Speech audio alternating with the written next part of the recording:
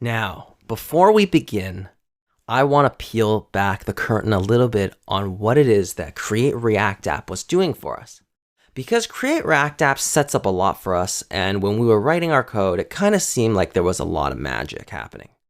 But I'm going to show you what React and ReactDOM as libraries do. And I'm just going to use pure vanilla JavaScript and some HTML. It's actually incredibly easy. And the first thing that I'm going to do is I'm going to make a new folder called Pure React. And inside of Pure React, I am going to make a source folder. And then inside of our source folder, I'm going to make a index.html file. And then we're going to open it up. Now, inside of our index.html file, I'm going to just generate our basic HTML, right? Our base HTML. And then I'm going to, in the body, add in that div that we first saw inside of our monsters Rolodex with the ID of root. Now, if you remember, what we do in our index.js file is we replace that root div with the actual content of our application. So that's what we need to do as well. We need that same thing, right? And then we're going to include the two packages, React and ReactDOM. In order to do that, I'm just going to add a script tag where the source goes to the React project. So this is something called unpackage, which lets us very easily bring in the React library, just like that. And then we're going to do the same thing with ReactDOM. And now our React project has both these libraries. So why are there two, right? Well, React is kind of just the API, right? But then the thing that actually renders out to the DOM is what ReactDOM is. The reason for this is because React is a great kind of engine, right? But you could have many different views that run on the same engine. So ReactDOM is for the web, and you might have heard of React Native. React Native is actually exactly what it is. It's for native Android and iOS. So while it uses the same React engine, it uses a different package other than ReactDOM to render its Android and iOS views. So that's why it's such a great package, because you can even find ones like React 360 if you want to build 3D stuff, right? Like virtual reality stuff. But that's all we're doing. We're just pulling in these two packages.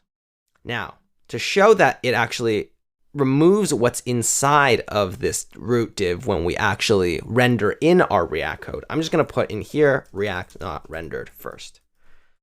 So let's open up our index.html in the browser.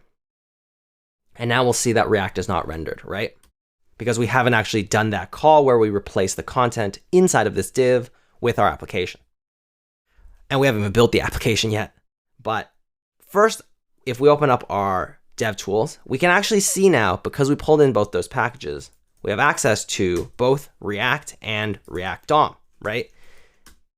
These are the objects that the two packages provide into our global JavaScript namespace once we brought those packages in.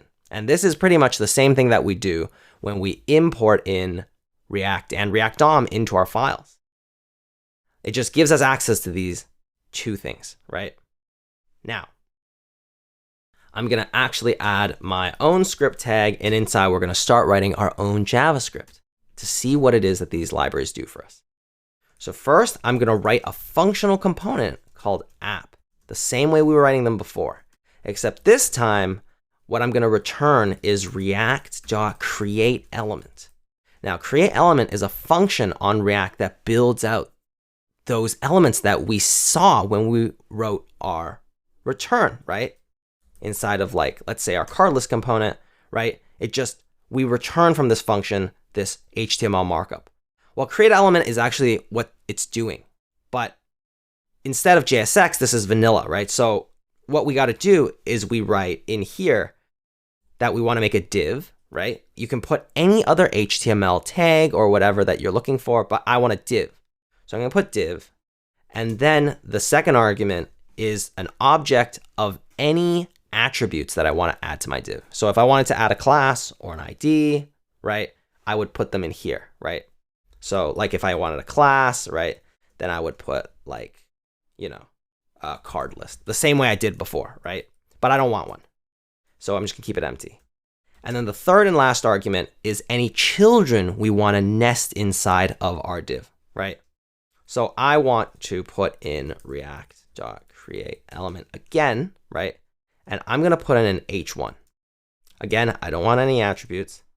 And inside of our h1, I'm going to put the text React is rendered, right? And now we have our functional component. And I'm going to call ReactDOM.render. I'm going to put in React create element again, right? And I'm going to put in our app. I'm not actually going to give it these two because these are actually optional, right? These last two arguments are completely optional. I don't want attributes. I don't want children, right? And then you remember with our render, we got to target that element that we want. So get element by ID of root. And just like that, if we refresh, React is rendered, right?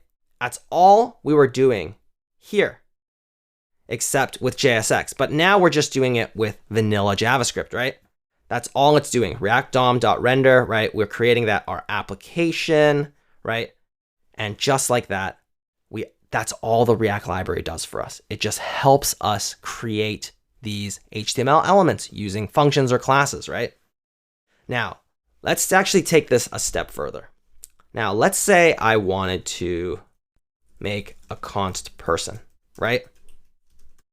And const person is the same thing. It's just react.createElement, and inside is a div, right? No attributes. And instead, what I want to render is an array. So if we wanted multiple elements, right? We wanted multiple children inside of this div, we would just use an array. And inside, I would do react.createElement, h1, and then an empty object. And I'm going to put ihua. And then I'm going to make another one, except it's going to be a p tag. And it's going to say developer. And now, instead of just rendering in our application, that h1 of React is rendered, right? I'm also going to render in multiple persons. I'm going to do react.createElement, person, and I'm going to do it 3 times. Now, if we check our application, we'll see, right? We rendered our person component 3 times. Ihua, developer, ihua, developer, ihua, developer. Now, we hard-coded these values, but what if we wanted to do the same thing we did with our other components, right? We wanted to use props. Well, because it's just a functional component as we had before, we can do exactly that. We can pass props into this, right? And instead of ihua, we can do something like props.name, right? Or props.occupation. And these are whatever it is that the attributes are that we want for this component to take, right? So now, if we wanted to actually add those in, we would do our name inside of that second argument with that empty object, right? We do our attributes of name of ihua and then occupation of developer. And now we can do the same thing, right, for these other 3. And this one will be Andre, instructor, and let's say Ted, and he's an actor, right? Now, if we look at our application, we see we can pass in our props, right? That's all we were doing when we were writing our functional components and our class components. It's just that with JSX, we don't have to call react.createElement constantly, right? It knows to read from that HTML markup that we were writing. And that's why JSX is so good when we use it with React, because this is kind of redundant, right? It's just a quality of life improvement. Now, You might be wondering, how would we do it with our class components, right? It's actually the exact same. So instead of an app, I'm just gonna make a class app extends React.component, right? Because component is just the method that exists on React, right? Sorry, it's a class that exists on React that it exposes to us. And then we have access to that render again. And in that render, I'm just gonna return what it is that we had here.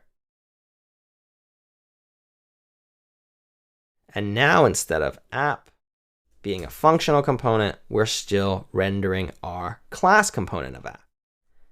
And if we look, we'll see that our application stays the same.